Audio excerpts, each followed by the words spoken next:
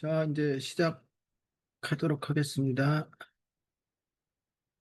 제 목소리 잘 들리시죠? 네, 네, 네. 그래서 이제 우리가 지난 시간에 살펴봤던 내용을 보면은, 어, 일단 우리가 지금 두 번에 걸쳐서 리니어 리그레션이라는 것에 대해서 지금 살펴보고 있고요. 리니어 리그레션. 그 리니어 리그레션은 이제 크게 세 가지 방법을 살펴봤습니다. 그래서 가장 기본이 되는 것이 리스트 스퀘어 방법이죠. 이게 오늘따라 이거 반응이 느리네요. 자, 리스트 스퀘어고 이거는 그냥 단순히 이 true response 값하고 타겟 값하고 그다음에 prediction 값하고의 차의 제곱을 갖다가 최소화하는 그러한 그 코에피션트 값들, 즉 리니어 모델에서 웨이 값들을 갖다가 구하는 방식이었고요. 뭐 굉장히 오래된 고전적인 방법이고 그냥 기본적인 스탠다드 OLS 같은 경우에 이제 오버피팅 문제들이 있기 때문에 좀 이제 종종 오버피팅이 무엇인지, 그죠? 즉 과적합 문제가 있어서 그래서 이제 우리가 레귤러라이제이션을 갖다가 하게 됩니다. 그래서 이제 레귤러라이제이션은 기본적으로 가장 많이 쓰는 방법이 그 이 리니어 모델의 그 웨이트의 크기를 일정 이상 커지지 못하게끔 이제 페널티를 갖다가 주는 방식이고요. 이 레귤러라이제이션에는 이제 크게 L2 놈을 이용하는 거, L1 놈을 이용하는 두 가지 방법이 있었고요. 즉 L2 놈을 이용한다는 거는 그 웨이트 벡터의 2 놈의 크기가 어떠한 컨스턴트보다는 작게끔 하는 거고요. 좀 반응이 이렇게 느리죠. 그다음에 L1놈은 2놈 대신에 1놈의 크기가 어떤 컨스턴트 값보다는 작게끔 하는 것이었습니다. 그래서 우리가 특히 그 이 L2놈에서 나온 것이 이제 리지 리그레션이라는 리지 리그레션. 가장 리니어 리그레션에서 많이 쓰는 방법입니다. 리지 리그레션. 그리고 이제 L1놈의 페널티를 주는 이제 라쏘. 네. 근데 이제 여기서 라쏘 같은 경우는 특히 이제 우리가 문제가 주어졌을 때 면은 어, 데이터 포인트 데이터 포인트의 개수 데이터 포인트의 개수를 여기서 number of data 포인트를 갖다가 보면은 number of data 포인트를 우리가 large n이라고 하고요. 그 다음에 number of parameter 개수죠. parameter의 개수를 뭐 large d 즉 number of parameter라는 거는 뭐 여기서는 사실은 피처의 개수랑도 마찬가지예요. 그렇죠? 왜냐하면은 하나의 피처에 하나의 parameter가 할당이 되니까요. 리니어 모델인 경우는 자, 이랬을 때 일반적인 상황에서는 어떻게 되느냐 그러면은 당연히 데이터 포인트의 개수가 피처의 개수보다는 훨씬 더 많습니다. 일반적으로 뭐 우리한테 주어진 트레이닝 데이터의 포인트는 뭐 한 1000개가 있는데 뭐 기껏해야 피처의 개수는 한 10개. 뭐 이제 보통 이런 게 이제 일반적인 상황이죠. 이럴 때는 기본적으로 이제 우리가 리지 리그레션을 갖다가 합니다. 네. 그런데 반대인 상황들이 가끔씩 있어요. 즉, 넘버 오브 데이터 포인트가 그 피처의 개수보다도 작은 경우. 이제 이거는 이제 우리가 센서들이 많이 있어서 그러니까 메저먼트 그러니까 센서들의 값들이 한 100개면은 각각 하나의 센서에서 이제 하나의 피처 값이 나오는 셈이죠.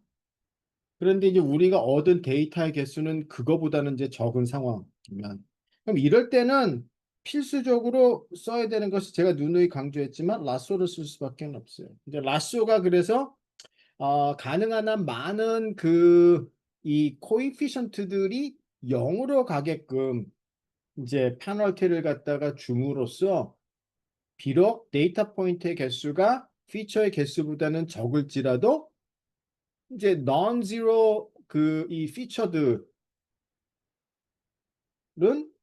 몇 개 이제 안 살아남기 때문에 이제 전혀 이제 문제가 되지는 않습니다. 그래서 이거는 이제 물론 이런 방법도 있어요. 그래서 뭐 제가 이거를 강의를 할지 말지 아직 조금 그 고민을 하고 있는데 뭐냐 그러면은 이제 우리가 실제 그 이제 데이터들이 있을 때 뭐 그냥 리그레션을 하는 거는 바로 그냥 툴을 갖다가 써서 뭐 하니까 뭐 사실 뭐 그 리니어 리그레션 내용을 몰라도 뭐 바로 그냥 뭐 사이클론 가져다가 뭐 리그레션 하는 거는 어쩌면 그렇게 어렵지 않을 수도 있지만 그렇더라도 툴을 사용하더라도 이제 대략 알고리즘이 어떻게 탄생됐고 이게 어떤 식으로 동작하는지를 알면 이제 여러분들이 일하는 게 훨씬 더 좀 고급스러워지는 거라서 이제 제가 강의를 하는 거고 많은 경우에는 이제 우리가 데이터를 가지고 있는데 그러면은 이제 우리 데이터 보니까 막 피처도 막 한 수백 개예요. 뭐 특히 이제 제조업 같은 경우는 뭐 피처들이 상당히 많습니다. 그 제조업 쪽의 데이터들은 그러면 이제 우리가 그 이 테이블로 딱 표시가 된 태블로 데이터를 보면은 이제 컬럼의 개수가 굉장히 많다는 뜻이죠. 근데 이제 그러한 경우에 야 내가 이 피처를 갖다가 다 써야 되나 이제 첫 번째 드는 생각이 그런 겁니다. 그래서 이 뭐 모델이 많은 피처들을 다 필요로 하는가? 그렇지는 않은 것 같은데 그럼 내가 그 중에서 일부 피처만 쓰고 싶다. 내가 뭐 피처가 한 수백 개인데 이거를 다 써가지고는 모델도 좀 더 파라미터도 많아지고 복잡해지니까 좀 뭐 그런 상황에서 나는 조금 더 좋은 피처들을 고르고 싶다. 이제 그런 게 바로 뭐냐 하면은 저기 피처 셀렉션이라는 겁니다. 피처 셀렉션. 네, 이 또는 뭐 베리어블 셀렉션이라고도 뭐 알려져 있고 베리어블 셀렉션. 그래서 이제 많이 쓰는 그런 그 피처 셀렉션 방법이 있어서 여러분들한테는 이런 것도 필요할 것 같다는 생각이 들어요. 뭐 제가 예전에 다른 기업에서 강의를 했을 때는 뭐 이런 내용도 강의를 하기는 했는데 그래서 요거를 할까 말까 지금 생각 중인데 하는 게 더 낫겠다는 생각이 좀 들어서 아마 이제 오늘은 로지스틱 리그레션을 주로 강의를 하지만 아마 이거는 제가 강의 자료를 보내드리지는 않은 것 같은데 뭐 내일이라도 보내드리고 뭐 아마 강의를 잠깐이라도 하는 게 좋을 것 같다는 생각이 지금 들기는 합니다. 자, 일단은 요게 이제 우리가 지난 시간에 배웠던 내용들이고요. 자, 이제 오늘 조금 남은 내용이 뭐냐 그러면은 리니어 모델에서도 이렇습니다. 자, 이제 그 리니어 리그레션을 이제 우리가 익숙하게 되면 이제 리니어 리그레션 하고 그 결과를 가지고 이제 우리가 거기서 뭔가 더 추가적으로 단순히 뭐 프레딕션한 값들만 이제 얻는 게 아니라 뭔가 이 explainability도 어느 정도 이제 가능해지는데 그러면 이제 feature importance들은 이제 우리가 보통 어떤 식으로 체계적으로 보는지 이제 뭐 그런 내용을 제가 조금 알려드리도록 하겠습니다. 워낙 뭐 리니어 리그레션은 이제 많이 쓰고 쉬운 거기 때문에 이왕 리니어 리그레션을 하면은 뭐 feature importance들도 이제 우리가 한번 보면은 만약에 내가 지금 리니어 리그레션을 했는데 어떤 피처가 더 중요한지 지금 이 상황에서 이 결과를 얻는데 어떤 피처가 중요한지를 이제 우리가 계산하는 방식이 있다는 거죠. 그래서 보통 이제 리니어 리그레션을 했을 때 그 피처 임포턴스 그러니까 각각 그 피처의 임포턴스 그러니까 피처 임포턴스라는 거는 각각 피처에 여기서 이제 피타라는 거는 각각 피처에 해당되는 코이피션트입니다. 즉 다시 얘기해서 만약에 이제 우리가 어떤 우리의 예측 값은 예를 들어서 뭐 theta 0 그리고 이제 theta 1 첫 번째 피처, theta 2 두 번째 피처. 그래서 뭐 제2번째 피처. 뭐 이제 이렇다고 하면은 그러면 그 이 각각 피처 x1, x2의 앞에 붙는 코에피션트들 있죠. theta 1, theta 2 그게 이제 파라미터이기도 하고요. 이제 우리가 그거의 t 스태티스틱을 이제 계산을 합니다. 그러면 theta j에 그럼 이제 요게 이제 예측됐다는 거로 해서 이렇게 이제 제가 hat 씁니다. 보통 이제 이렇게 우리가 이렇게 hat이라고 하는데 어, hat을 붙이는 거는 대부분 다 추정치라는 뜻입니다. 그러니까 원래 true 값 theta가 있는데 그거 모르죠. 이제 우리가 true는 우리가 데이터로부터 그 값을 추정을 한 겁니다. estimate 한 거예요. 그래서 보통 이렇게 이제 hat을 갖다가 그러니까 뭐 저뿐만이 아니라 그러니까 제 그 슬라이드에다가 hat이 붙은 거는 다 추정치라는 뜻이고요. 다른 책이나 논문에서도 보통 hat이 붙는 경우는 대부분 다 추정치를 의미한다. 그러면 여러분이 기본적으로 리니어 리그레션에 이제 어떤 많은 소프트웨어 패키지를 이용을 해서 리니어 리그레션을 돌리게 되면은 그러면 이제 이런 그 코이피션트들의 추정치 값들은 당연히 쭈루룩 나오죠. 뭐 theta 1 해선 얼마, theta 2 해선 얼마. 그래서 쭉쭉쭉 나오고 그다음에 각각의 그 추정치의 스탠다드 에러가 계산이 돼서 나옵니다. 그 스탠다드 에러는 그 어떤 특정한 파라미터 값을 추정을 했을 때의 어떤 그 베리에이션이에요. 그러니까 우리가 그걸 한 번만 하는 게 아니라 굉장히 여러 번 했을 때 얼마나 들쑥날쑥한가라는 거예요. 그래서 이제 스탠다드 에러가 작다는 거는 상당히 우리가 믿을 수 있는 추정치라는 거고요. 스탠다드 에러가 크면 야 이거는 뭐 조금 상당히 값이 뭐 커졌다 작아졌다 하는 그런 겁니다. 그래서 이 T 스태티스틱스는 이제 추정치 나누기 그다음에 그거의 스탠다드 에러. 그러니까 즉 조금 굉장히 들쑥날쑥하게 하면은 애초에 그거의 컨트리뷰션이 크더라도 T 스태티스틱스가 좀 상당히 작아지죠. 왜냐하면 좀 믿기가 어렵기 때문에 그 추정치 값을. 그래서 이제 우리가 T 스태티스틱스를 쓰고 T 스태티스틱스의 절대값을 이제 우리가 그 제2번째 피처의 중요도라고 보통 판단을 합니다. 그러면 이제 이거는 이미 다 보통 소프트웨어 패키지들이 추정치 값 theta j의 hat 그 다음에 그거의 스탠다드 에러 다 계산돼서 나오니까 그거에 그냥 스탠다드 에러로 나눠주고 그 다음에 절대값만 씌우게 되면은 그러면 제2번째 피처의 임포턴스가 얼마입니까? 만약에 나한테 피처가 뭐 x1, x2, x3 세 개가 있었다. 자, 그러면은 이제 이 피처마다 우리가 어떤 코에피션트들을 하나씩 할당을 하잖아요. 리니어 모델에서 여기 이제 theta 1, theta 2, theta 3 그리고 이제 항상 뭐 제가 생략은 하지만 추가적으로 항상 이거는 있다고 생각하세요. 그다음에 이때는 피처는 그냥 무조건 1이라는 컨스턴트죠. 그럼 이제 요거를 우리가 다 더하게 되는 거 아니에요. 그래서 이제 리니어 리그레션을 하고 이 각각의 이제 추정치 값들이 나왔으면 그러면 이제 우리가 다 이거를 계산을 해보는 거예요. 그러면 어, theta 1 hat 나누기 이거의 스탠다드 에러 이 값은 얼마인가? 또 theta 2 hat 스탠다드 에러는 얼마인가? 그다음에 theta 3 hat 이거의 스탠다드 에러 나누면 그 예를 들어서 만약에 이 각각을 구해봤더니 얘가 한 0.1이 나오고요. 얘가 3이 나오고 얘는 1이 나왔다. 하면 예를 들어서 그러면 두 번째 피처 임포턴스가 3이고 첫 번째 피처 임포턴스는 0.1이면 상대적으로 굉장히 큰 거예요. 그러니까 두 번째 피처가 굉장히 중요한 거구나. 실제적으로 이 리그레션을 할 때 두 번째 피처가 엄청 중요하다. 라고 이제 우리가 이제 생각을 하는 거죠. 아, 그러면 이때 일반적으로 지금 내 데이터에 대해서 리그레션을 할 때는 평균적으로는 이 두 번째 피처가 상당히 중요한 역할을 한다.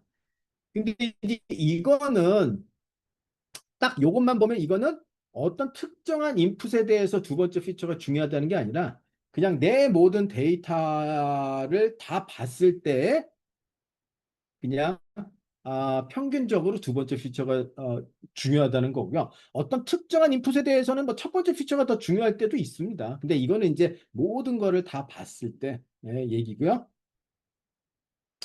그래서 그러나 이제 또 어떤 경우는 각각 어떤 특정한 인풋에 대해서는 어떤 피처가 중요한지 뭐 그거를 또 알고 싶을 때도 있죠. 그럼 이제 그거는 어떻게 보는지는 이제 또 살펴보도록 하겠습니다. 그래서 우리가 이제 이거를 이제 특정한 데이터셋 가지고 이그샘플을 통해서 한번 우리가 이런 explainability에 대해서 한번 살펴보도록 하겠습니다.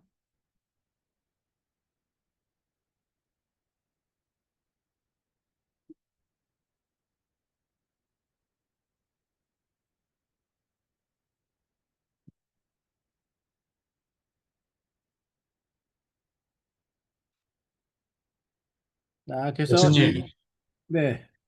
예, 그 스탠다드 에러는 그럼 세타 J에 대한 스탠다드 에러는 뭐 어떤 식으로 계산이 되는 건가요? 그 계산하는 방식은 여러 가지가 있습니다. 제가 지금 그거는 이제 그냥 보통 그 소프트웨어 패키지에서 다 제공을 하니까 제가 그 계산하는 식까지는 지금 설명은 드리진 않았는데 기본적으로 리니어 리그레션인 경우는 그거를 계산하는 포뮬라가 있고요. 수식이.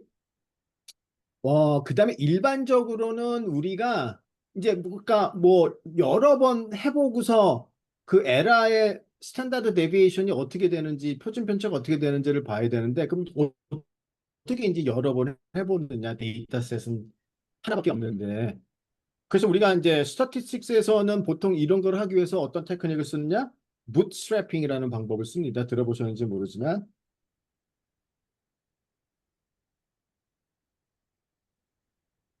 그러니까 부스트래핑 방법을 보통은 씁니다. 만약에 그걸 계산하는 포뮬러가 뭐 항상 존재하는 건 아니라 리니어 리그레션인 경우는 우리가 이제 다 그냥 손으로 계산할 수 있지만 일반적으로는 부트스트래핑 방법을 쓰고요. 부트스트래핑 방법이라는 건 뭐냐면 나한테 주어진 데이터셋이 있으면 이제 그거를 갖다 거기서 이제 우리가 랜덤하게 샘플링을 합니다.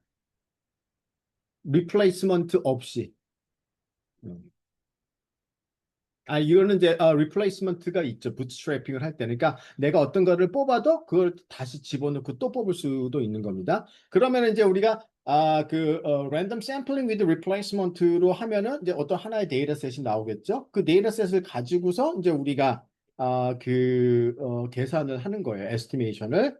그 다음에 또 다시 랜덤하게 샘플링을 또 해서 하면은 조금 약간 다른 데이터셋이 되죠. 또 그걸로 해보고. 그렇게 해서 상당히 많은 데이터셋을 가지고 해보면은 이제 그런 그 추정치들의 어떤 그 스탠다드 데비에이션들이 나오죠. 그거를 이제 우리가 스탠다드 에러로 보통 사용을 합니다. 네. 근데 이제 제가 자세하게 얘기를 안 드린 이유는 뭐 또 다시 스탠다드 에러는 어떻게 계산하느냐 이제 뭐 그런 것까지 얘기하기에는 이제 좀 시간이 너무 소요되고 뭐 사실 그냥 어떤 소프트웨어 패키지도 다 스탠다드 에러는 오토매틱하게 개선을 해줘서 그래서 이제 제가 그냥 뭐 자세하게 얘기는 안 했지만 기본적으로는 부트스트래핑 방법을 쓰는 게 일반적이고 리니어 리그레션인 경우에는 그거를 계산할 수 있는 포뮬라가 따로 존재를 한다고 생각했습니다. 네, 알겠습니다. 네. 근데 이제 그 어떻게 계산되느냐 보다는 그거가 갖는 의미만 알고 계시는 게 더 좋아요. 그러니까 어떤 각각의 이 시타 J를 그러니까 그 스탠다드 에러가 크다는 얘기는 걔의 추정치 값이 뭐 딱 요때는 뭐 0.3이었지만은 그게 막 0.5가 될 수도 있고 0.1이 될 수도 있고 상당한 베리에이션이 있다는 얘기입니다. 그러니까 스탠다드 에러가 크다는 얘기는.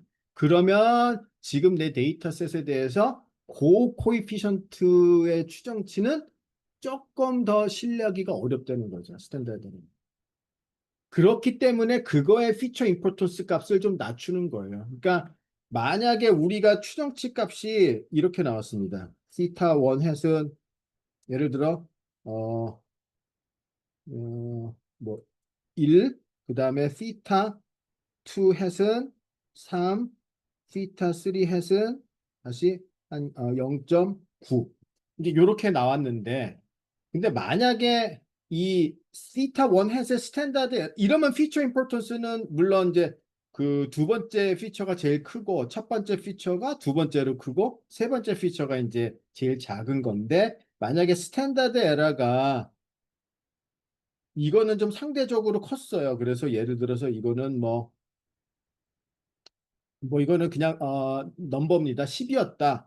그런데 만약에 시타 3 햇의 스탠다드 에러는 1이었다. 그럼 이제 T 스태티스틱스를 보면은 세 번째 피처가 더 커지게 됩니다. 왜냐하면은 왜 이렇게 그 다운그레이드를 하느냐 그러면은 그러면 지금 이 얘기는 어떻게 요번에는 1이 나왔지만 근데 얘가 0.1이 나올 수도 있다는 얘기거든. 왜냐하면은 우리가 뭐 그거랑 관련된 모든 데이터를 다 가지고 하는 게 아니라 항상 어떤 그거의 샘플만 가지고 하는 거니까. 그러니까 유독 우리가 그 샘플을 그러니까 다시 얘기해서 이렇게 커다란 모집단이 있고 그 중에 일부만 이제 우리가 뽑아가지고 데이터를 얻은 거고 그것만 가지고 이제 우리가 에스티메이션을 하니까 만약에 우리가 다른 데이터를 갖고 왔다면은 또 달라지는 거거든요. 근데 이제 우리가 그 많은 모든 데이터를 다 액세스할 수는 없고 항상 뭐든지 샘플만 가지고 하는 거기 때문에 스탠다드 에러가 크면 그러면 이제 그 결과를 조금 신뢰하기 어려우니까 그걸로 이제 나눠주게 되면은 그래서 이제 T 스태티스틱을 이제 이용을 하는 거죠. 그렇게 되면은 이제 그 피처 임포턴스가 이제 바뀌는.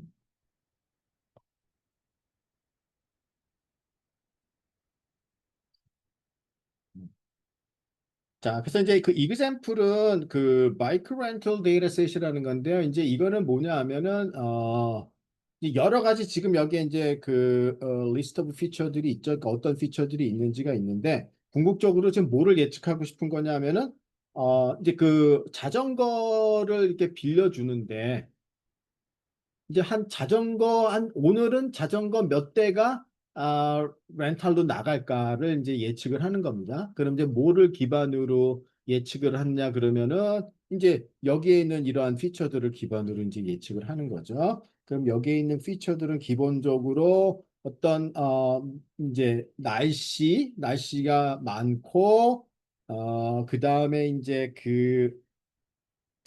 뭐 이렇게 이제 등록돼 있는 유저냐, 그 다음에 아니면은 등록은 안 돼 있지만은 그때 이제 와서 빌려가는 유저냐, 이제 그 각각 케이스에 대해서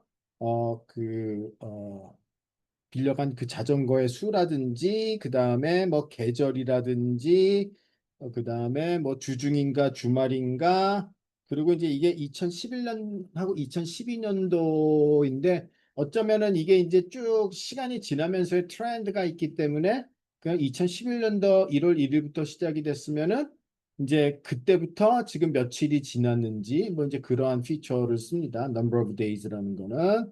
네, 그리고 또 뭐 공휴일이냐, 그다음에 이제 여러 가지 웨더 컨디션, 온도, 휴미디티, 습도, 그다음에 뭐 바람의 그 세기 이제 이런 것들이 다 인풋 피처고요. 그래서 이제 마이크가 몇 개나 이제 빌려갈까라는 걸 이제 예측을 하는 겁니다. 그래서 이제 어떤 뭐 이제 우리가 데이터를 가지고서 이제 리니어 리그레션을 갖다가 해야 되겠죠. 그래서 이제 그 리니어 리그레션을 갖다가 한 결과인데 이렇게 보시면은 이제 여기서 뭐 인터셉트라는 거는 이제 그냥 그 바이어스를 얘기하는 거고요. 그럼 이제 그 첫 번째 여기가 이제 피타 햇의 값이고요. 두 번째가 이제 스탠다드 에러입니다. 그리고 이제 세 번째가 T 스태티스틱스고요. 자, 그 보시면은 이제 그 각각의 웨이트를 스탠다드 에러로 나눠주고 그러고 나서 절대값을 갖다가 취한 거죠. 자, 그러면 이제 요게 이제 그래서 피처 임포턴스가 되는 거죠. 어떤 피처가 중요한지. 네. 그럼 이제 여기서는 제일 큰 게, 아, 큰 게 보면은 이제 이거, dates since 2011. 그러니까 이게 어떤 피처냐 그러면 그냥, 아, 이제 그 2011년 1월 1일부터 며칠 지났느냐. 그러니까 매일 하나씩 카운트가 되는 거예요. 그러니까 1월 1일은 1월 2일은 2부터. 왜냐하면 이제, 그러면 이제 2011년부터 시작돼서 이제 그 흐름을 반영을 하는 그런 이제 피처가 되겠죠. 그게 이제 상당히 중요하고, 그 다음에 temperature, 온도, 그 다음에 이제 요건 인터셉트 이제 바이어스 텀이고요. 그 외에 또 큰 거 이제 여기에 있는 그런 뭐 이제 웨더에 관련된 거, 그 다음에 이제 시즌이 여름이었을 때가 상당히 그 영향을 미치고, 그래서 이제 이걸로부터 이제 우리가 어떠한 것들이 일반적으로 영향을 많이 미치는 피처인지를 갖다가 이제 판단을 할 수 있다는 겁니다. 그래서 이제 예를 들어서 만약에 어떤 뉴메리컬한 피처, 그럼 뉴메리컬한 피처 같은 경우는 이제 뭐 템퍼레처 같은 거는 뉴메리컬한 피처죠. 숫자로 돼 있는. 네. 그러면 이때는 그 웨이시 110.7이죠. 그러면 웨이시 110.7이라는 거는 그러면 그 템퍼레처 피처의 값을 원 유닛 늘리게 되면은 그러면은 그 이 자전거를 몇 대 빌려갈지 그 값이 110.7만큼 이제 증가를 한다는 뜻이기도 하죠. 그러니까 해당되는 그 피처가 원 유닛 증가를 하면은 110.7이 곱해지는 거니까 prediction은 110.7만큼 증가를 하는 거죠. 뭐, 그 다음에 웨더 시츄에이션 같은 경우에 이거 웨더 시츄에이션은 이제 캐테고리컬 피처죠. 네.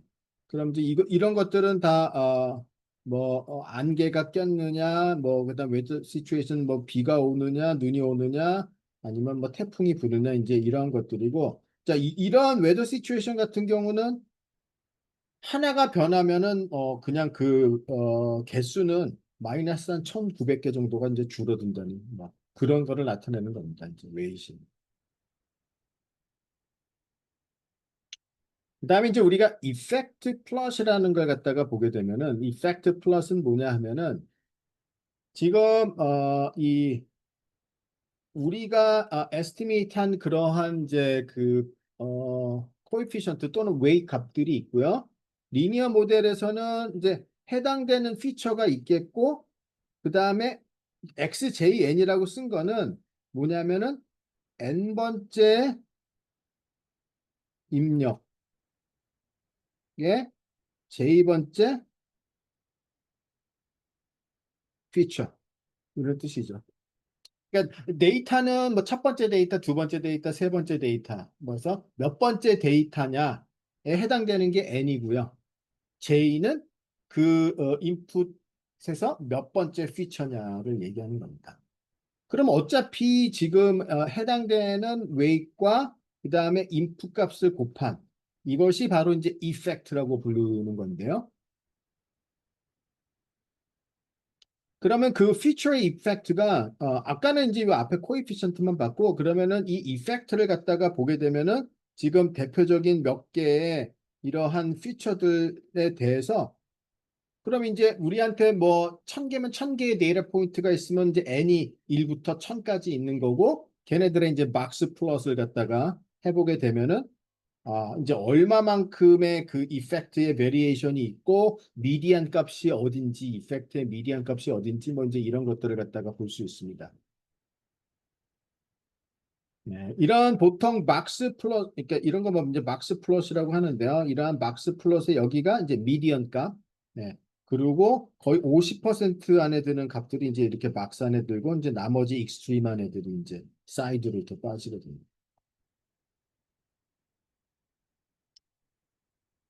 그러면은 이펙트가 뭐 사실 얼마만큼 큰지 뭐 이런 것들을 볼 수 있는데 그러면 여기서 사실 뭐 보면은 이 이펙트가 큰 것들은 템퍼레이처하고 여전히 그 다음에 이 days since라는 그러한 두 개의 피처가 이제 상당히 이펙트가 상당히 크다고 볼 수 있습니다. 그러니까 즉 얘네들이 이 바이크 렌트의 숫자에 상당한 이제 영향을 갖다가 많이 미치는 애들이다 일반적으로. 그리고 만약에 이제 우리가 어떤 individual instance, 그러니까 즉 어떤 특정한 하나의 데이터에 대해서 이제 우리가 그 결과를 해석을 하고 싶다. 이런 것들은 이제 그냥 글로벌하게 내가 가지고 있는 모든 데이터를 다 봤을 때 평균적으로 어떠한 건지를 갖다가 보여주는 거고요. 어떤 특정한 개개인별의 데이터에 대해서 이제 알고 싶다. 그러면 그 이제 이게 이제 하나의 예인데요. 그 하나의 특정한 그 인풋이 시즌은 스프링이고 뭐 이어는 2011년 그 다음에 month는 January였었고 holiday,냐 그러니까 holiday가 아니었었고 weekday냐 그랬더니 이제 목요일이었습니다. working day냐 맞다고 working day고 weather situation은 좋고 temperature 한 1.6에 humidity 51 wind speed 6 그 다음에 CNT가 정확하게 지금 제가 이게 기억은 안 나지만 하여튼 어떤 특정한 피처인 것 같고요. 그리고 days since는 이제 뭐한 1월 5일이네요. 자, 그러니까 이러한 퓨처 밸류를 갖는 어떤 특정한 하나의 인풋, 요게 이제 xn이 되는 거죠. 자, 이때 그러면은 이 xn의 이펙트를 볼 수 있겠죠. 그러면은 아까 이제 그 이펙트 플롯이 있었고, 이펙트 플롯은 내 모든 트레이닝 데이터에 대해서 다 한 거고, 지금 여기서 빨갛게 이제 이렇게 크로스된 것이 어떤 지금 해당되는 특정한 그 하나의 individual data 포인트의 이펙트입니다. 그러니까 이거 같은 경우는 지금 특별히 이 경우에는 뭐 템퍼레이처나 데이즈 신스가 그렇게 큰 영향을 미치지는 않았다는 뜻이에요. 왜냐하면 뭐 그거는 이제 어떤 각각의 인풋 데이터에 대해서 사실 다른 얘기죠. 글로벌하게 봤을 때의 이 박스 플러스고요. 그 얘는 지금 아직 그 1월 5일이니까 이제 5일밖에 안 지났어요. 그러면은 사실 이제 이게 사람들이 점점점 시간이 지날수록 당연히 바이크를 렌트하는 숫자가 더 늘어납니다. 그래서 점점점 사람들이 타는 걸 보고 그럼 나도 좀 빌려서 타볼까 이제 이러면서 그래서 그런 의미에서 사실 데이즈 신스라는 피처를 썼고 이게 상당히 좀 중요한 역할을 하는 거예요. 그러니까 2011년보다는 2012년에 훨씬 더 많이 빌려가고 그러한 거죠. 그러니까 어떤 이 시간적인 흐름에 관련된 피처로 뭐 우리가 하나 이런 것들을 갖다가 집어넣는 거는 이제 좋습니다. 네, 그래서 우리가 이 individual effect 플롯을 통해서 어떤 특정한 데이터에 대해서 피처 그 뭐냐 이펙트를 갖다가 볼 수 있다. 네. 그리고 이제 요 케이스에 대해서 라쏘를 갖다가 이제 돌려봤는데 어 뭐 이제 라쏘 중에서도 뭐 이렇게 예를 들어 두 개 피처만 0이 아니게 되고 나머지는 다 0으로 가게끔 이제 그런 거를 컨트롤할 수 있는 라쏘들도 있습니다. 그래서 이제 만약에 그러면 뭐 K 라쏘라고 하는데 그러면은 나는 두 개 정도 피처만 살아남게 하고 나머지는 다 0으로 갔으면 좋겠다. 이렇게 해서 라쏘를 돌렸을 때 결과가 이렇습니다. 그러면은 얘는 이제 그냥 모든 인풋 피처를 넣고 학습을 했는데 학습된 결과를 보면은 다른 웨이트들은 다 0으로 가고 템퍼레이처에 해당되는 웨이트이 52.33, 데이즈 신스에 해당되는 웨이트 2.15. 두 개만 딱 넌지로로 살아났고 나머지는 다 0으로 간 거예요. 그러니까 내가 정확하게 뭐가 중요한지는 모르지만 난 두 개 피처만 가지고 내 그 결과를 설명하고 싶다. 비록 나한테는 열 몇 개의 피처가 있지만 한 두 개 정도만 가지고 하고 싶다. 그랬을 때 이제 라쏘를 쓰면은 대략 이제 이렇게 중요한 우리가 이미 어떤 피처가 중요한지는 T-스태티스틱을 통해서 봤는데 라쏘를 쓰더라도 그거랑 같은 피처들에 해당되는 코에피션트만 넌지로로 남기고 나머지들을 지로로 보낸다. 근데 라쏘 5 이제 5개의 피처를 남기게 하는 거예요. 그러니까 5개의 코에피션트가 0이 아니고 나머지는 다 0으로 가는 거죠. 그럼 이제 얘네들이 다 0으로 갔습니다. 그리고 살아남은 애들이 이제 이렇게 5개인데요. 그걸 보면은 특히 시즌 봄. 근데 얘는 이제 상당히 중요하지만 웨이시 네거티브한 거예요. 그러니까 봄에 좀 더 굉장히 많이 안 빌린다는 뜻입니다. 여름이나 보다. 그리고 웨더 시츄에이션 이것도 네거티브하게 영향을 미치는 거고 temperature, humidity 그리고 days since. 그래서 이런 5개 피처가 이제 살아나는 거죠. 네, 그래서 라쏘는 나온 지 굉장히 오래됐습니다. 네, 그래서 이제 팁 슈라니라는 그러니까 스탠포드의 그 통계학자가 이게 만들었고요. 뭐 제가 이분의 톡도 가장 최근에 들은 게 가장 최근에 들은 것도 이미 한 6, 7년 전이었던 것 같으네요. 뭐 제가 지난 한 5, 6년 동안은 뭐 그렇게 남의 톡을 듣, 오프라인에서 듣는 일이 거의 없었고, 아마 그때였던 것 같아요. 2019년인가? 기억이 가물가물한데 하여튼 그분께서 이제 그 뭐 라쏘를 만든 분인데 하여튼 굉장히 자부심을 가지고서 그 라쏘에 대해서 한번 또 열강을 한번 하셨었는데 그게 기억이 납니다. 네. 그리고 꽤 몇 년 전인가 그 뭐 블랙홀 뭐의 이미지를 갖다가 뭐 나사에서 뭐 만들어 갖고 한번 보여준 적이 있는데 뭐 블랙홀에 가서 이렇게 사진을 딱 찍어서 그냥 인화해 갖고 보여주는 게 아니잖아요. 그거는. 그럼 이제 상당히 뭔가 많은 정보들을 바탕으로 다시 뭐 아마 이미지를 재조합하는 것 같은데 그거 굉장히 여러 가지 과정을 거치는데 거기에도 라쏘가 쓰였다고 굉장히 자랑스럽게 어떤 그분께서 얘기하신 게 지금도 기억이 납니다. 그래서 그만큼 라쏘는 알게 모르게 굉장히 다양한 곳에서 쓰이고 있고, 제가 라쏘 뭐 알고리즘을 자세히 설명을 하지는 않았지만, 어, 이게 생각보다는 뭐 라쏘는 알고리즘이 그렇게 간단하지는 않아요. 그래서 예전에는 뭐 그런 걸 다 자세하게 얘기를 했는데, 뭐 요새는 특별한 경우가 아니면은 뭐 그렇게 자세하게 얘기하지는 않습니다. 그리고 그거를 뭐 그렇게 이제 굳이 듣고 싶어 하는 이제 사람들도 없죠. 아마 뭐 대학원생들도 거의 알고리즘이 어떻게 되는지는 아마 모를 거예요. 그리고 뭐 요새는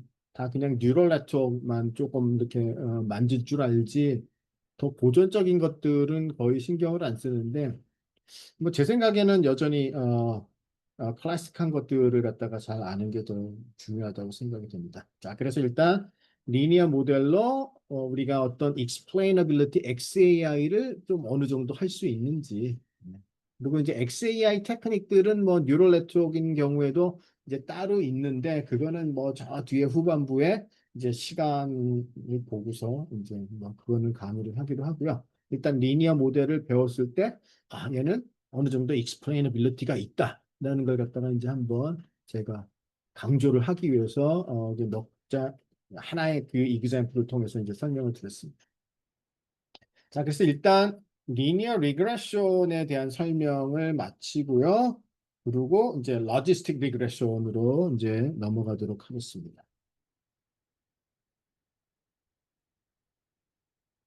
어, 잠시만요.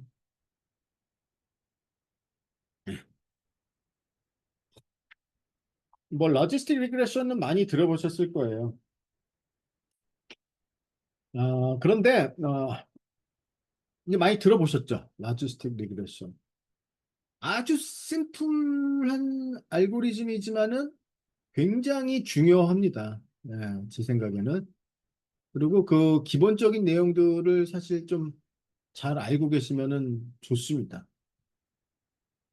어차피 뉴럴 네트워크라는 것도 별거 아니거든요. 다 뭐 로지스틱 리그레션 조금 더 확장된 형태, 뭐 그 정도 셈이죠. 네.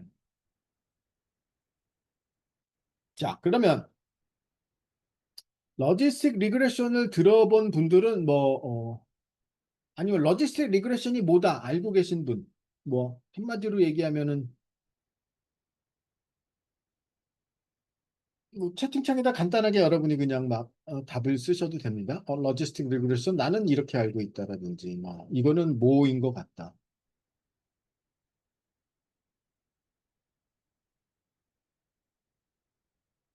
음? 여러분이 한번 여러분의 의견을 분명히 들어보신 분들도 있는데 분류하는 모델로 알고 있다. 맞습니다. 분류 가능합니다. 그렇죠? 네, 그래서 이제 일단 맞습니다. 일단은 애초에 이 모델은 뭐를 타겟으로 했느냐? 바이너리 클래시피케이션.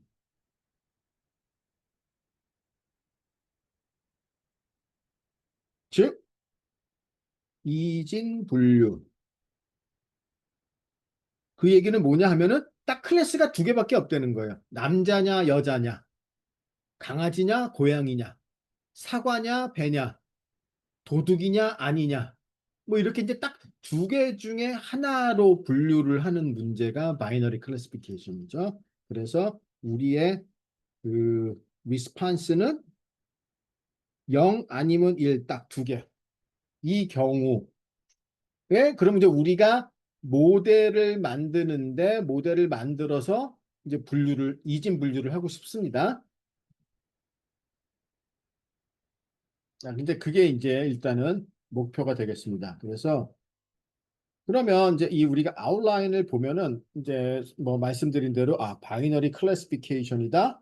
러지스틱 펑션이 뭔가 이제 그거 제가 설명을 할 겁니다. 그리고 이 러지스틱 리그레션도 이제 알고리즘 유도를 보면은 사실 제가 생각하기에는 굉장히 간단하지만은 이거 알고리즘을 직접 보지 않은 분들은 당연히 좀 어렵습니다. 그래서 너무 자세하게 얘기 드리지는 않겠고 그냥 좀 핵심적인 내용만 말씀을 드리겠습니다. 그래서 이제 러지스틱 리그레션은 어떻게 이제 우리가 알고리즘이 탄생됐는지 어떻게 유도가 됐는지 얘기를 드리고요. 그 다음에 로지스틱 리그레션은 사실은 바이너리니까 그럼 만약에 클래스가 세 개면 어떻게 해야 되느냐? 로지스틱 리그레션을 못 쓰느냐? 어떻게 해야 됩니까? 만약에 이 세상에 문제가 꼭 바이너리 클래시피케이션만 있는 건 아니잖아요. 분류라는 게 이제 클래스가 10개일 수도 있고 5개일 수도 있고 한데 바이너리 클래시피케이션만 가지고는 이제 부족하죠. 그래서 이제 멀티 클래스로는 어떻게 확장이 되는지 이제 멀티 클래스로 확장된 것이 소프트맥스 리그레션이라는 거고요.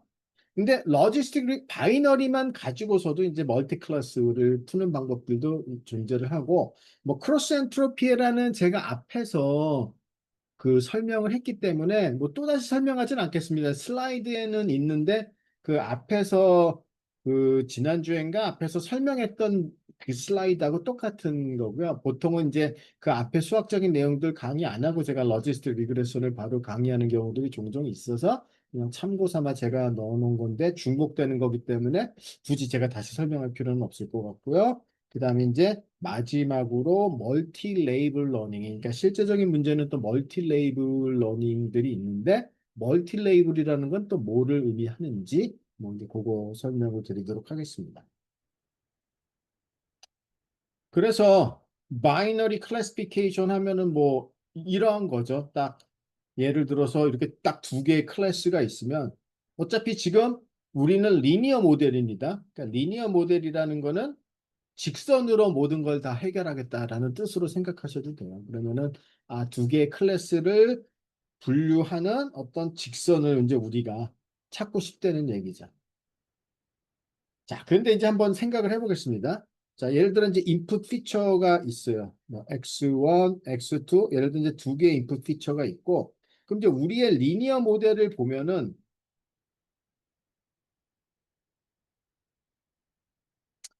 theta 1 x1 플러스 theta 2 x2 플러스 theta 0.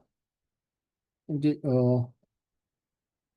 요거를 이제 우리가 y hat이라고 하면 자, 우리가 이제 그럼 앞에서 배운 리니어 리그레션을 여기에도 쓸 수 있는가? 어차피 리니어 모델이니까요.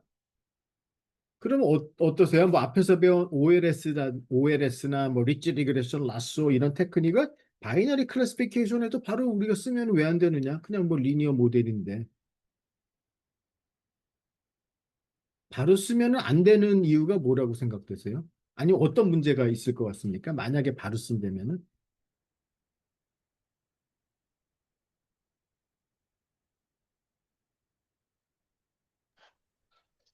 음, 어떤 문제가 생기느냐 그러면 이제 우리가 리니어 리그레션 여기서 보면은 이 y 햇의 값은 실수값이 나와요. 그렇잖아요. 뭐 어떤 실수값 피처들이 들어오고 실수값 코이피션트들이 곱해져서 막 더했다 뺐다 막 이러면은 그냥 y의 값도 그냥 실수다.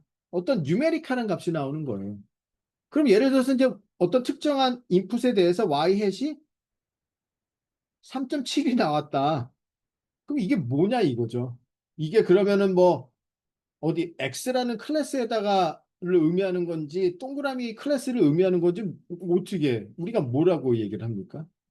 그리고 그럼 이거에 해당되는 true 레이블은 0 아니면 1인데 지금 이거하고도 매치도 안 되고 그러니까 단순히 이제 우리가 리니어 모델을 써갖고는 그러니까 리니어 모델을 쓸 건데 directly OLS를 써서는 바이너리 클래시피케이션은 당장 못한다. 그러면 여전히 우리는 리니어 모델을 쓰고 싶은데 어떻게 약간 바꾸면은 바이너리 클래시피케이션을 쓸 수 있는가?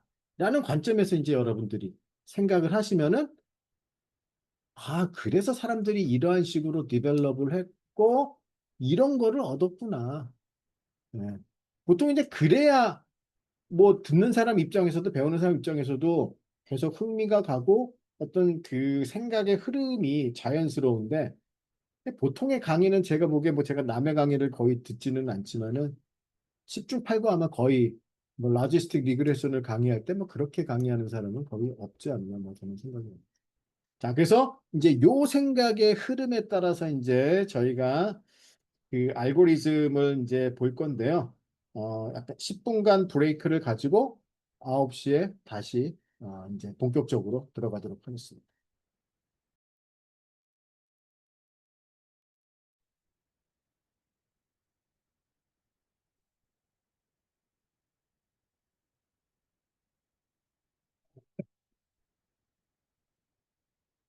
자, 어떻게 준비들 다 되셨나요? 다시 이제 시작하겠습니다. 네.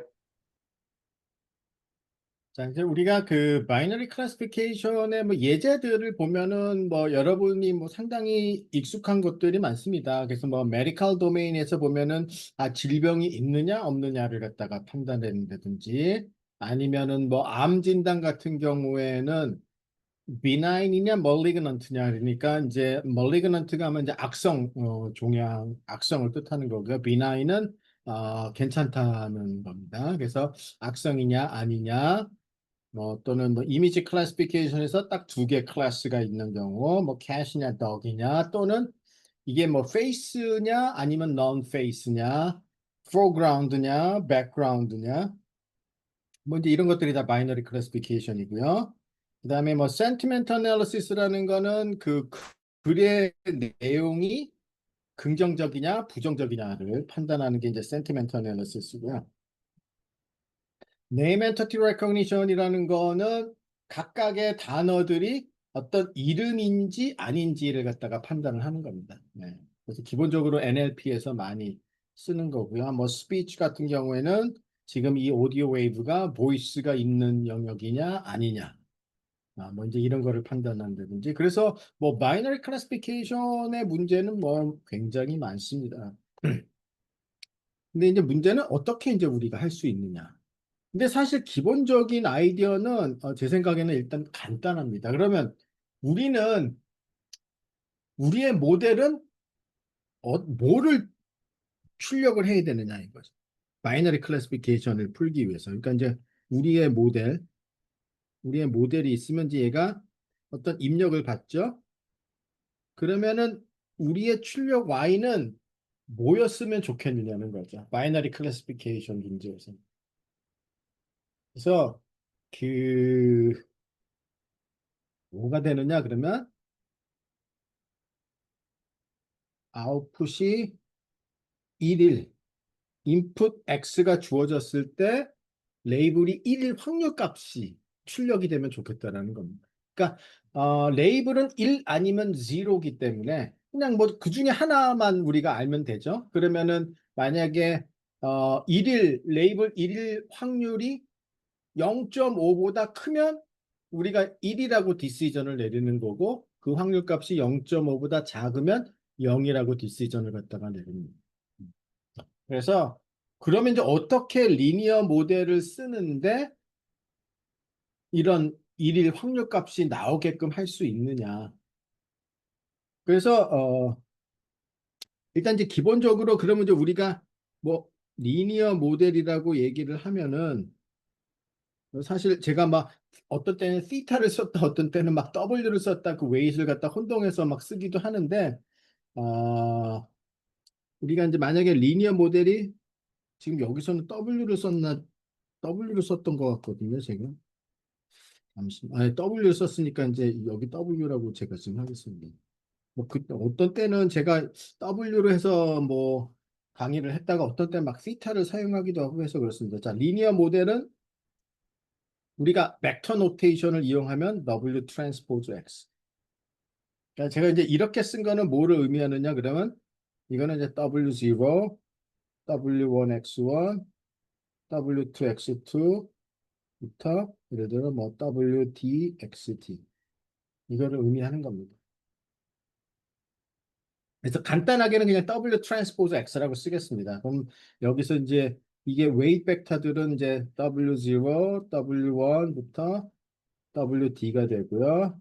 그다음에 인풋 피처들은 1, X1부터 XD 이렇게 되는 거죠.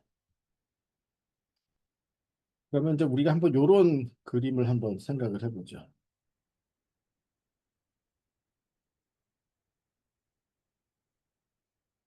그래서 X축이 W 트랜스포즈 X고요.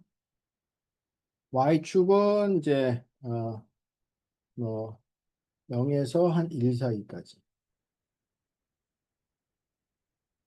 그러면 W 트랜스포즈 X의 값이 크면 클수록 음, 음, 만약에 이러한 펑션을 생각하면요. 네?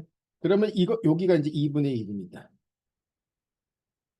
그럼 이 얘기는 뭐냐면 W 트랜스포즈 X의 값이 0보다 커지면은 이 Y축의 값은 2분의 1보다 커지는 겁니다. 그러니까 W 트랜스포즈 X가 포지티브 하면 2분의 1보다 커지고 W 트랜스포즈 X 값이 점점점 커지면 1에 가깝게 가는 거죠. W 트랜스포즈 X가 음수면 일단 0.5보다 떨어지고 더 작아질수록 0에 가깝게 가는. 그러면 이제 우리가 이러한 펑션을 지금 여기 노테이션은 이제 이거를 이제 시그마 오브 W 트랜스포즈 X라고 썼어요. 그래서 이제 이게 이 초록색 이 함수가 이제 어떤 시그마라는 함수예요. 이렇게 생긴. 그러면 시그마 오브 W 트랜스포즈 X는 0에서 1 사이의 값입니다.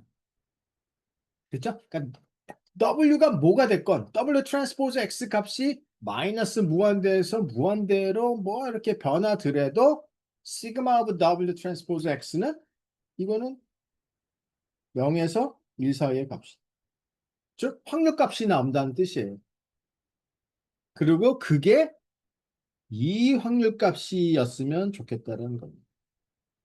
그러니까 시그마 오브 W 트랜스포즈 X가 이 확률 값에 매칭이 된다면 그러면 게임은 끝나는 거죠.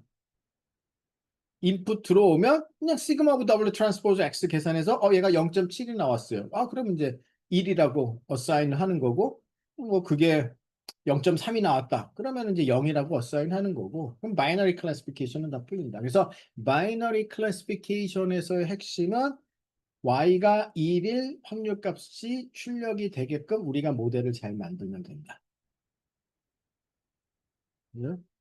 그럼 이제 그렇게 모델을 만들어서 뭐 W는 어떻게 학습을 시키느냐 이제 뭐 그냥 그 다음 문제입니다. 뭐 그거 다 방법은 있는데 일단 기본적으로 어떻게 모델링을 접근할 건지 이제 뭐 그게 일단 중요하죠. 근데 이제 알고 봤더니 지금 이렇게 초록색으로 그린 요 함수가 러지스틱 펑션이에요. 요게 이제 사실은 러지스틱 펑션입니다. 그 뒤에 그림도 있지만 그래서 이거를 이제 로지스틱 리그레션이라고 이제 부르는 겁니다. 로지스틱 펑션을 이용을 해서 0에서 1 사이로 사실 근데 사실 그 뉴럴 네트워크의 시그모이드 뭐 함수 많이 들어보셨죠? 아니 뭐 시그모이드나 로지스틱이랑 똑같은 펑션이에요. 사실. 0에서 1 사이로 스퀴즈를 시키는 이제 그런 그 함수죠. 근데 왜 바이너리 클래시피케이션에서 로지스틱 펑션이 나타났을까? 그거는 아주 명확한 히스토리가 있습니다. 그거에 대해서 한번 살펴보겠습니다. 그래서 그거를 위해서 제가 씁니다.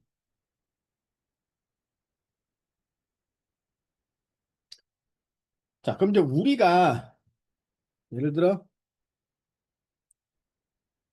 y가 1일 확률값을 구한다. 즉 이거는 예를 들어 이제 우리가 클래스가 C1이라는 클래스가 있고 C2라는 클래스가 있어요.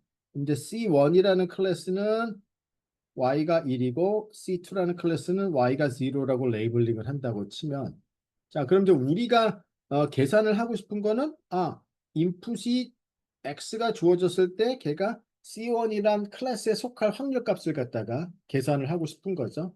뭐 이거나 이거나 이제 똑같습니다. 그러면 이제 우리가 여기다가 그 메이즈 룰을 갖다가 적용을 합니다. 그 프로바빌리티에서 나왔던 그 메이즈 룰을 적용을 하면 어떻게 되냐 그러면 얘는 probability x given c1 probability c1 나누기 probability x 이렇게 이제 됩니다. 메이즈 룰을 적용을 하면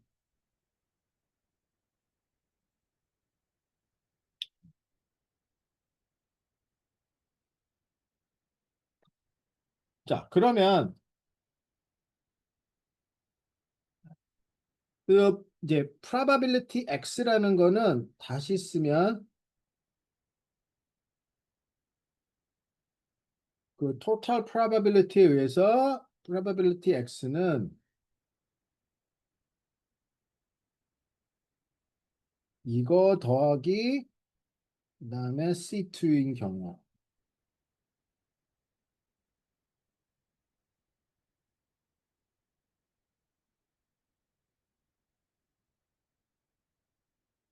하면은 probability x가 나오죠.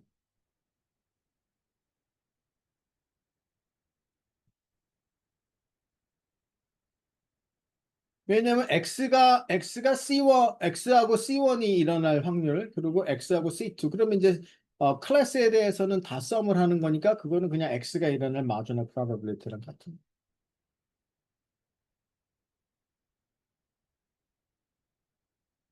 자, 그래서 이제 우리가 이 분모 분자 예. 분자로 분자 분모를 다 나눕니다. 즉 그러니까 이제 위에도 요걸로 나누고 밑에도 요걸로 나누면 어떻게 됩니까? 그러면 분자는 뭐 이제 같은 걸로 나누니까 1이고요.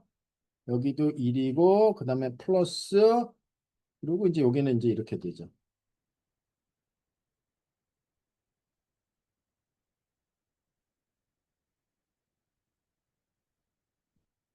이제 이렇게 되죠. 나누면.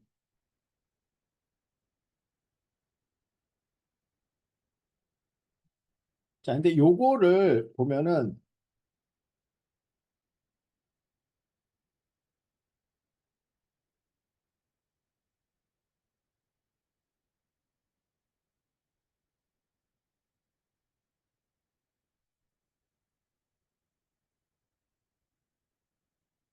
사실 요거를 어떤 식으로 우리가 쓰냐면 1 over 1 플러스 2의 마이너스 그 다음에 뭐 something 뭐 xi라고 하면은 이 xi에 해당되는 것이 이제 어 요것의 로그를 갖다가 취한 거죠. 이제 이러한 형태로 쓸 수가 있습니다. 그럼 여기서 이제 xi라는 거는 이제 이게 뒤집히고 로그를 취하고 뭐 한 거가 될 겁니다. 그러면은 아, 로그 그리고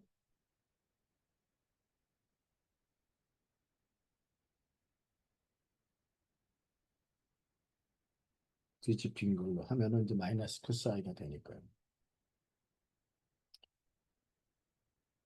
로지스틱 펑션이 이제 이렇게 생겼습니다. 네, 즉 이게 로지스틱 펑션이에요.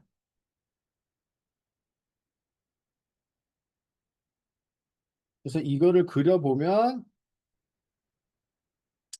여기가 이제 xi고 전체적으로 이 x가 이제 이렇게 생겼다는 뜻입니다.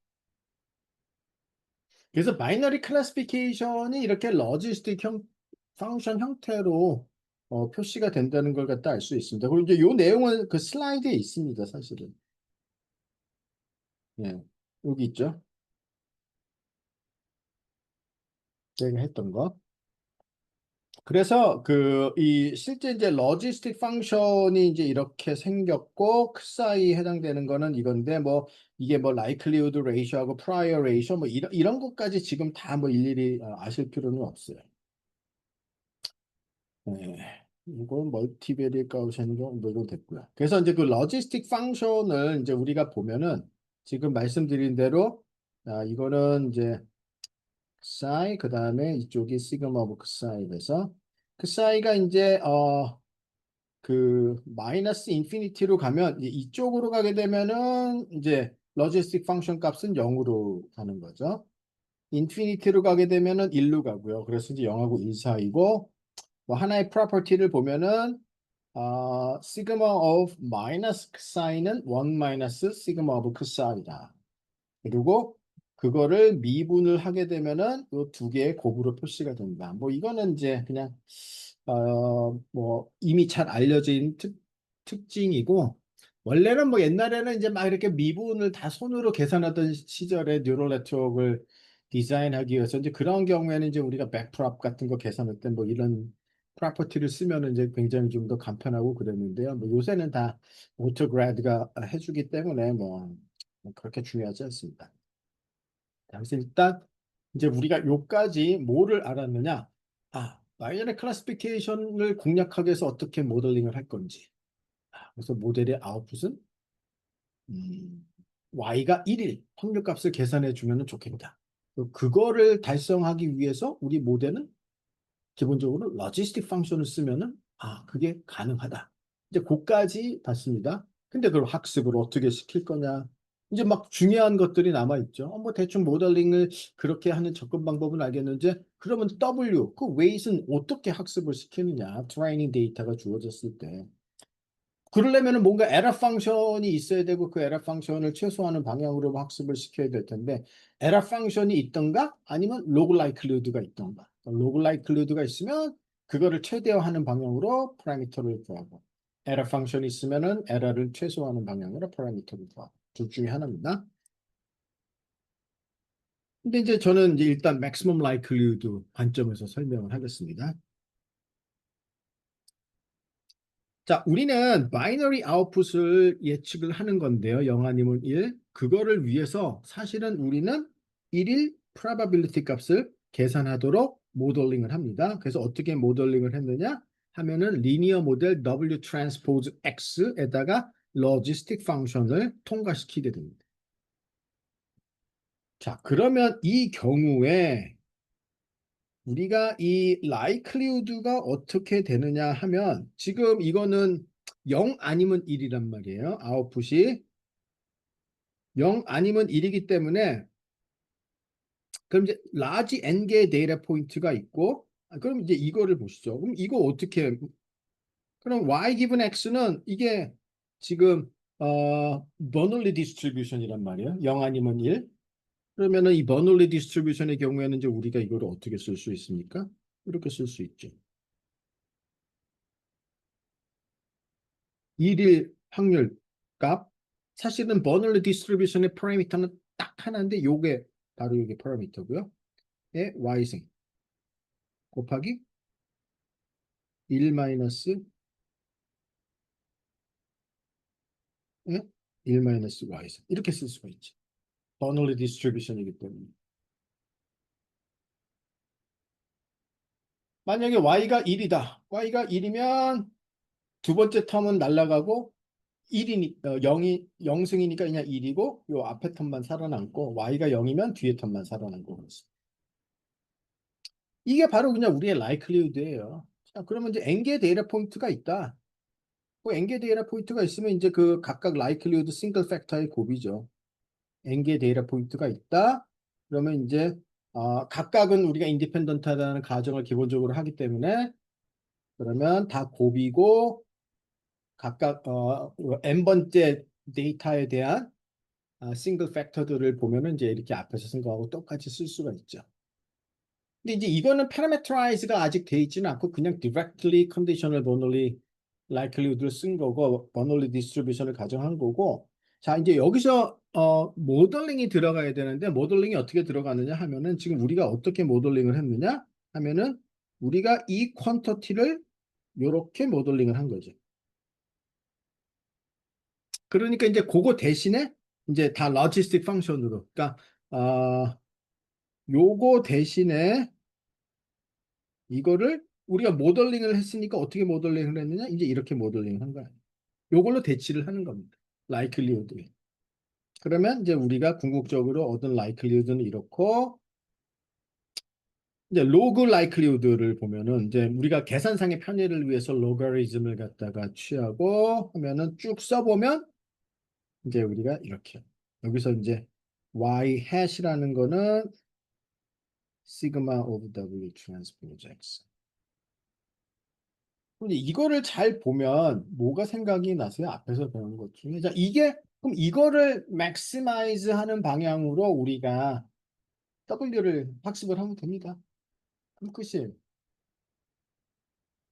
근데 애석하게도 이 경우에 closed form solution은 없습니다. 왜냐하면은 이제 이미 그 logistic function은 nonlinear function입니다. 그래서 뭐 이거 예를 들어서 likelihood를 만약에 우리가 파라미터에 대해서 미분해서 역으로 놓고 이거를 푼다?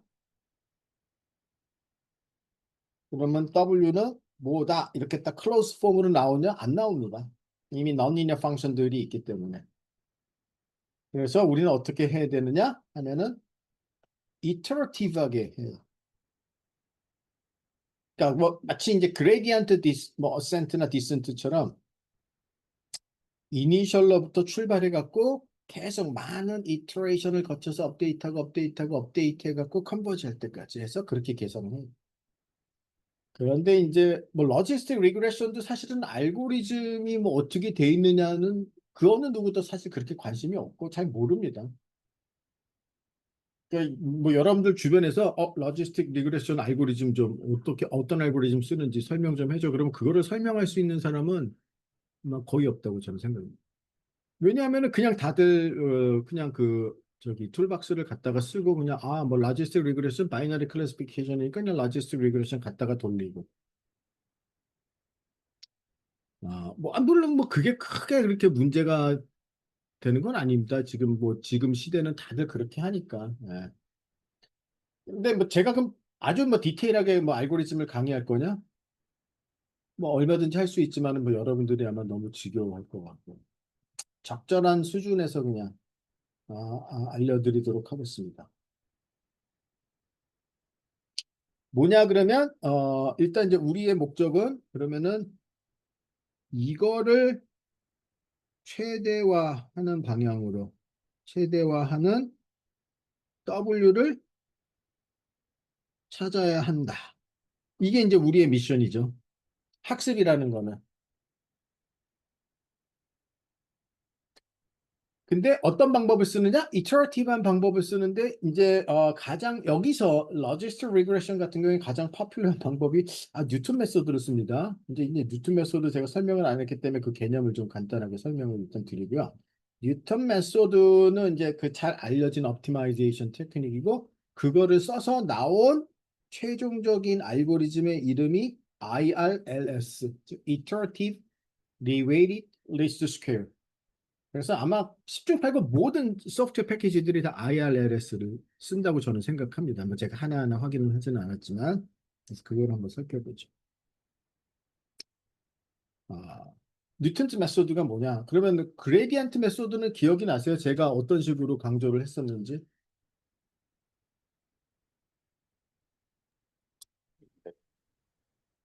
예를 들어 어떤 에러 펑션이 있습니다.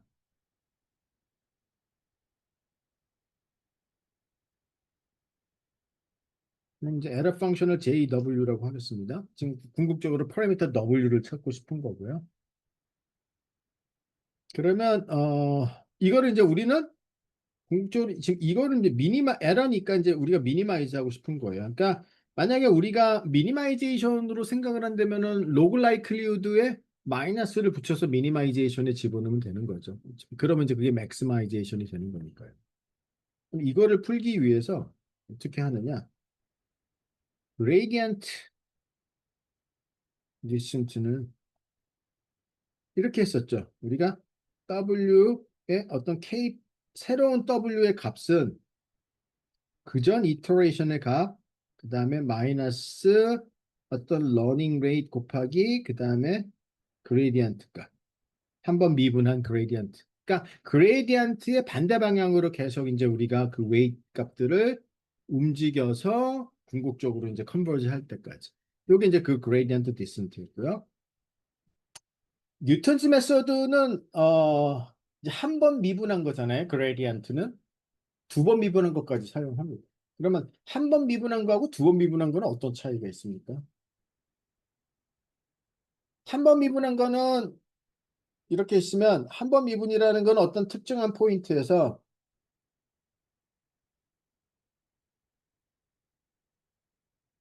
요게 나오는 거죠. 즉 슬롭이 나오는 거예요. 경사도가. 그러니까 어떤 특정한 포인트에서의 경사도. 그럼 두 번 미분한 거는 뭡니까?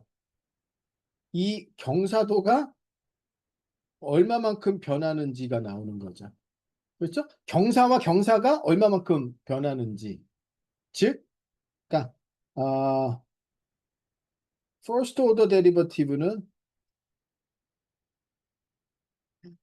한 번 미분한 거 1차 미분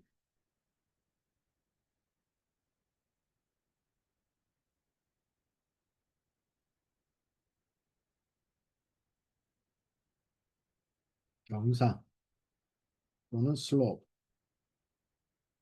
2차 미분이 뭐를 알려주느냐 curvature 얼마나 굴곡이 있느냐 그래서 어떤 이 curvature 정보들을 얻으려면은 두 번 미분을 해야 됩니다. 뭐 이게 이제 경사가 뭐 아니까 굴곡이 완만한지 아니면 가파른지 경사는 딱 그 순간에서의 그 슬롯밖에는 모르는 거죠. 전체적으로 그 앞에서 어떤 식으로 그 경사도가 변할지는 모르는 거예요. 딱 어떤 하나의 포지션에서의 그 경사만 아는 거지. 그 다음에 가면은 경사가 어떻게 되는지, 지금 경사의 변화는 어떻게 되는지가 바로 이제 커비처가 되는 거죠. 그러니까 2차 미분까지 사용한다는 거는 이 펑션의 막 커비처 정보까지를 이용을 해서 더 빨리 컨버지를 하는 알고리즘이 탄생이 됩니다. 그럼 결론적으로 얘기하면 뉴턴스 메소드는 어떻게 업데이트를 하느냐? 그러면 이렇게 합니다.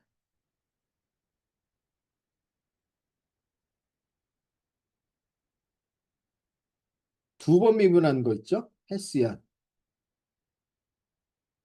그거에 인버스를 곱해줍니다. 이렇게.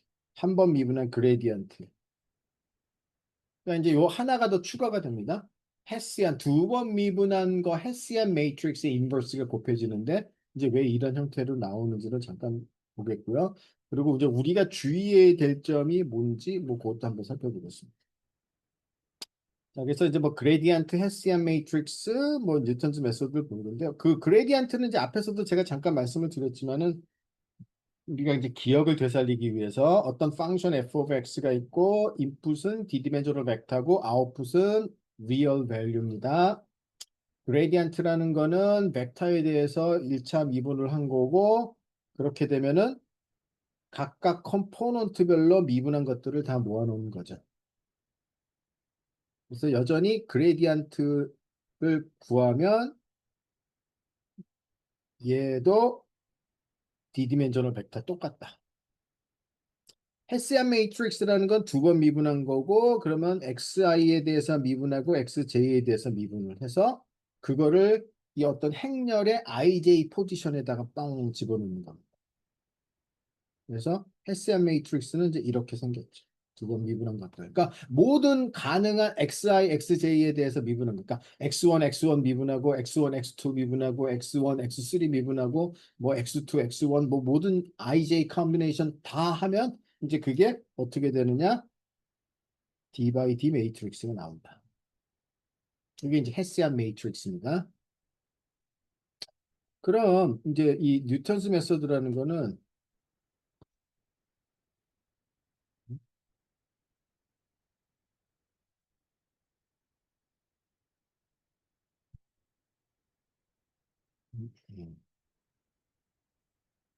왜 안 움직이죠? 잠깐만. 이게 됐다가 안 됐다가 그런 경우들이 있어서.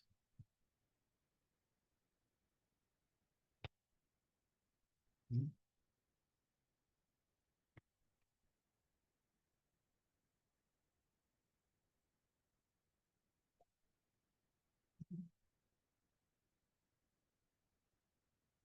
네.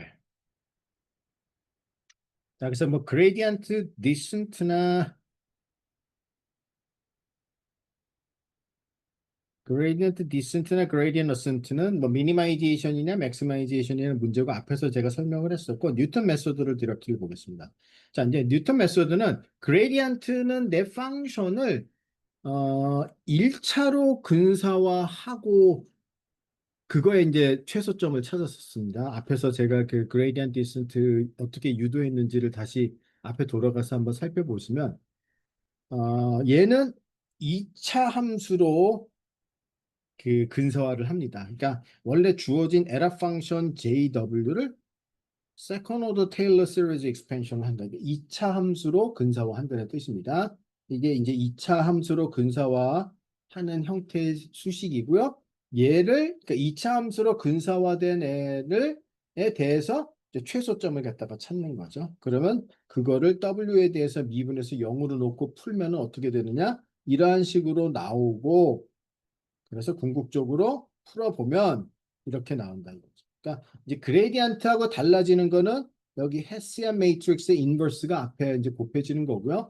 얘의 역할이 뭐냐 그러면은 사실 이제 그림에서는 뭐 제가 코디네이션 하나밖에 없었지만은 이 W가 굉장히 디멘전들이 많잖아요. 그럼 코디네이트들이 많거든요. 이쪽으로도 있고 이쪽으로도 있고 그래서 뭐 굉장히 그 고차원 공간에서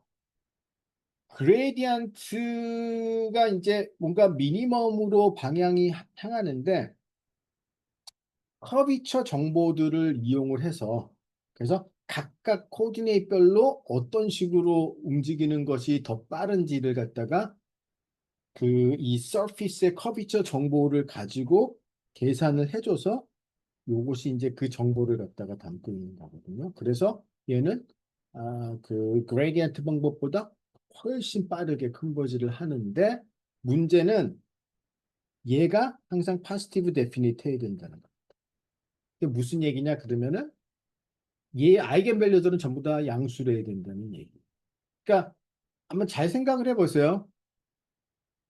이런 거는 아실 거예요. 만약에 이렇게 생긴 함수는 2차 미분을 하면은 어떻게 됩니까?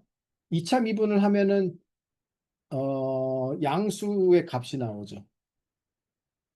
그래서 최소가 존재를 하는 거예요. 이렇게 생긴 애는 두 번 미분하면 음수 값이 나옵니다. 그리고 얘는 최소가 없는 거예요. 최대가 있는 거죠.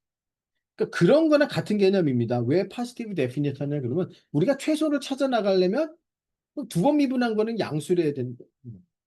근데 이제 이게 매트릭스이기 때문에 어떤 숫자의 양수의 개념하고 좀 이렇게 매치가 된다고 생각하세요. positive definite 하다는 게. 근데 뭐 그런 디테일한 데피니션을 지금 여러분들이 다 알기가 뭐 처음에 받아들이기는 어려우니까 제가 그렇게 자세하게 설명 안 하고 그냥 그러한 느낌을 가지면 된다는 겁니다. 그러면 이제 이게 어떤 문제가 있느냐 그러면 뉴턴 메소드에서 항상 positive definite 하지 않으면은 이제 문제가 되는데요.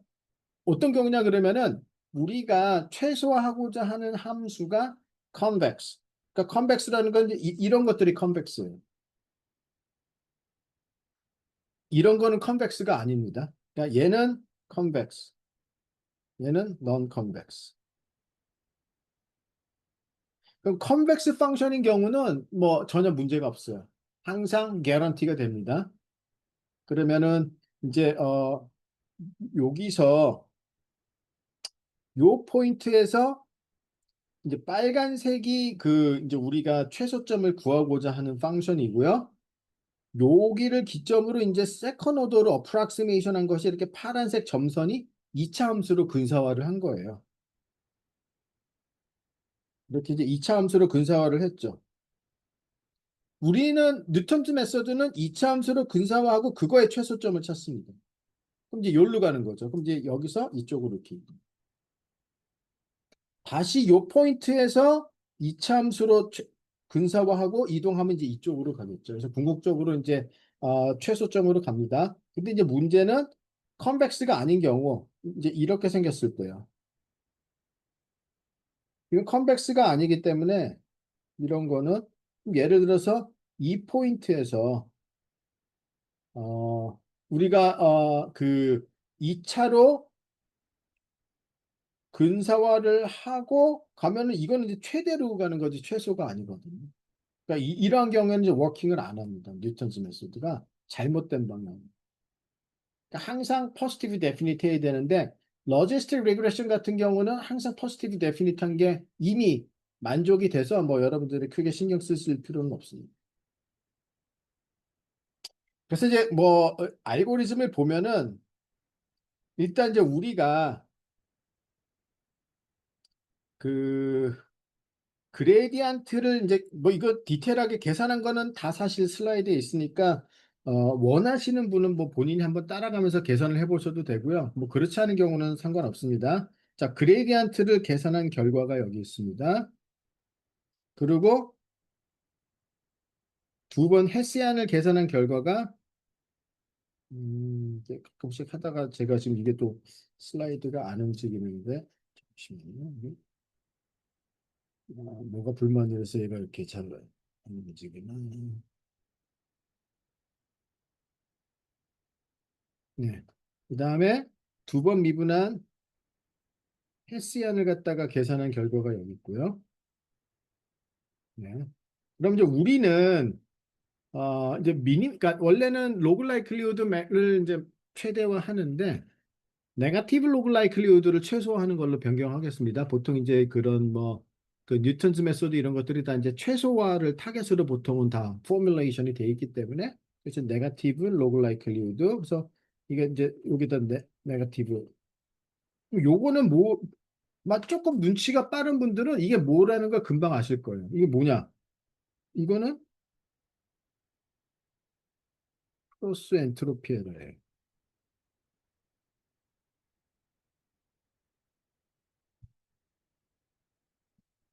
네, 그래서 사실, 그러니까 어차피 그 바이너리 클래시피케이션 크로스 엔트로피 에러를 미니마이즈 하는 건데 크로스 엔트로피 에러는 그이 라이클리후드 관점에서는 그 버널리 라이클리후드 자, 그래서 이제 에러를 그레디언트하고 헤시안을 이제 계산을 해보면 이러한 식으로 나오고 이거 그냥 뉴턴즈 메소드에다가 풍 대입시키면 되는 겁니다. 근데 이제 이때 항상 그 헤시안은 포지티브 데피니트하다는 걸 이제 우리가 쉽게 증명을 할 수가 있고요. 이 케이스에는 그래서 나온 알고리즘이 바로 이겁니다.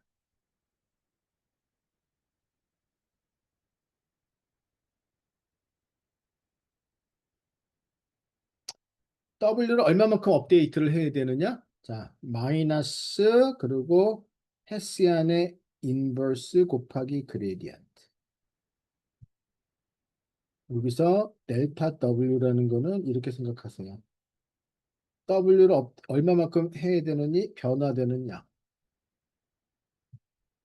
그러면 우리가 이 위에 복잡해 보이는 요 첫 번째 식을 벡터 매트릭스 형태로 조금 더 단순화시켰을 때 나오는 식입니다.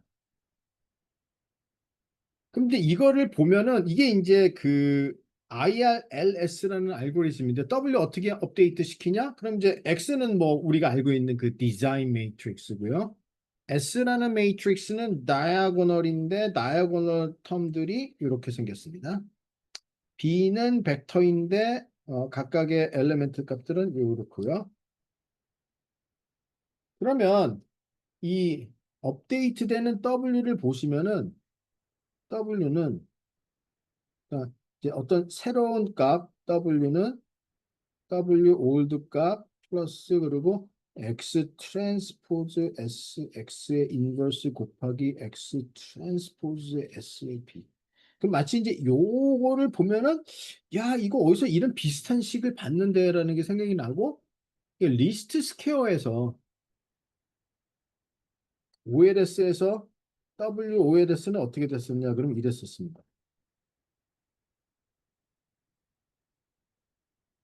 이랬었거든요. OLS는. 근데 그거랑 상당히 비슷해 보이죠. 근데 이제 다른 점이 뭐냐 그러면은 OLS의 경우에는 뭐예요? 그냥 한 번에 빵 원샷으로 그냥 솔루션이 나왔어요. 뭐 이터러티브하게 계속 계산할 필요가 없었습니다. 근데 얘는 자, 한 번 W가 업데이트 됐잖아요. W가 업데이트 되면은 S 매트릭스의 다이고널 엘리멘트 값들이 다 변하고 B 벡터의 값들도 다 변합니다.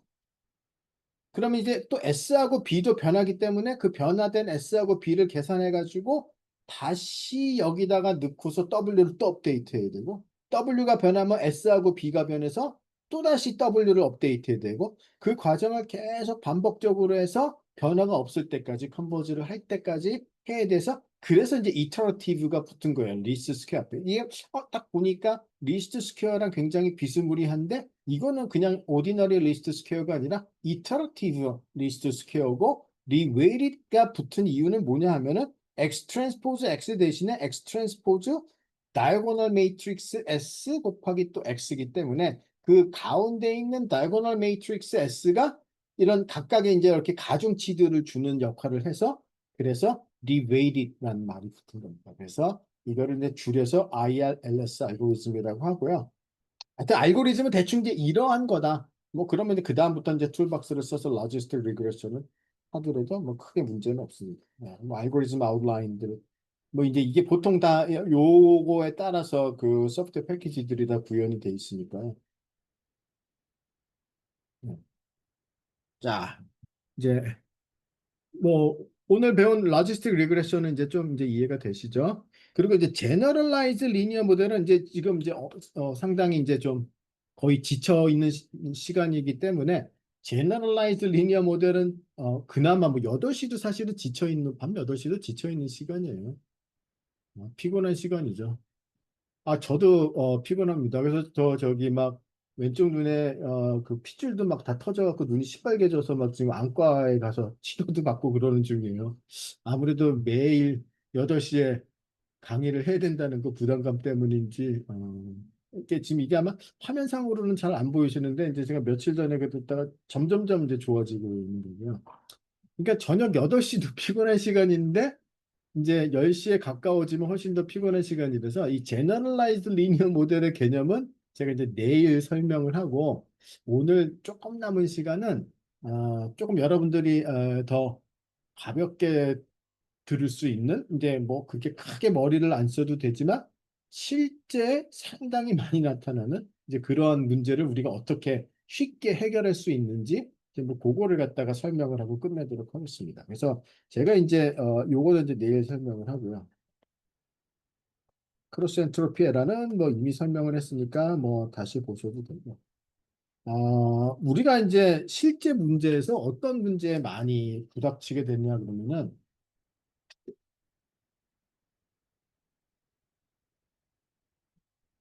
자, 이제 이런 이미지가 있습니다.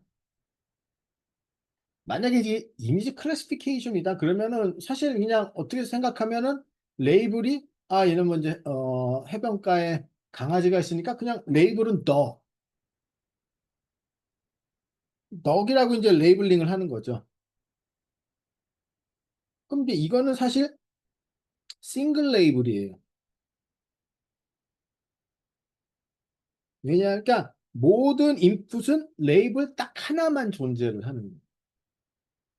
그런데 왜 이게 강아지만 있는 거 아니잖아요.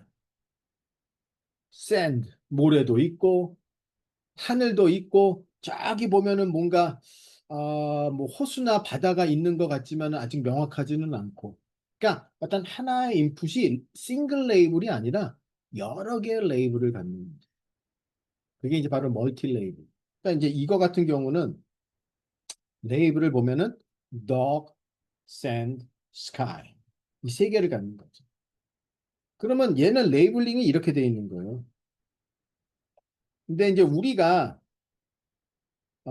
이거 같은 경우는 그럼 이제 사전에 우리가 만약에 나오는 레이블의 개수는 이제 지정을 해놔야죠, 보통. 그럼 이제 만약에 5개라고 하겠습니다.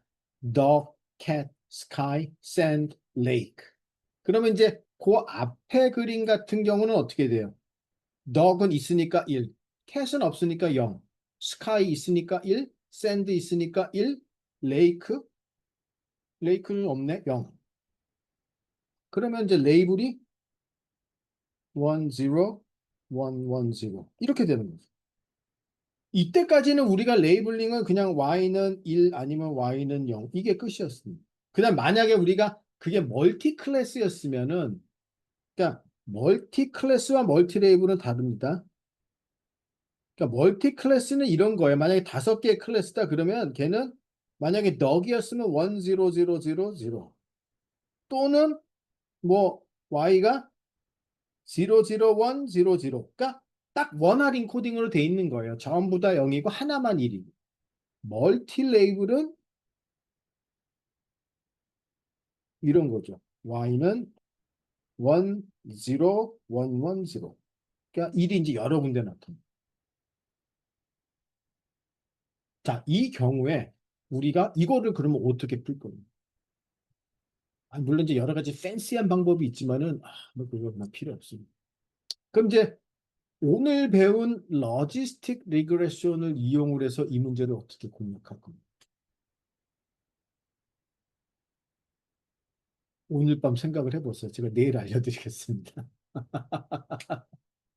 한번 여러분이 생각을 해보시고, 완전히 뭐 오늘은 피곤하니까 이제 다들 쉬시고 또 뭐 지금 다 회사에서 지쳐가지고, 예? 근데 하여튼 뭐 아직 시작한 지 이제 일주가 조금 더 지났지만은 하루 종일 회사에서 다들 일하고 저녁 먹고 8시부터 이렇게 2시간씩 수업 듣는 게 이제 보통 일이 아닌데, 그래도 하여튼 다들 뭐 제가 뭐 확인할 수는 없지만 다들 열심히 하고 계신 거 맞죠?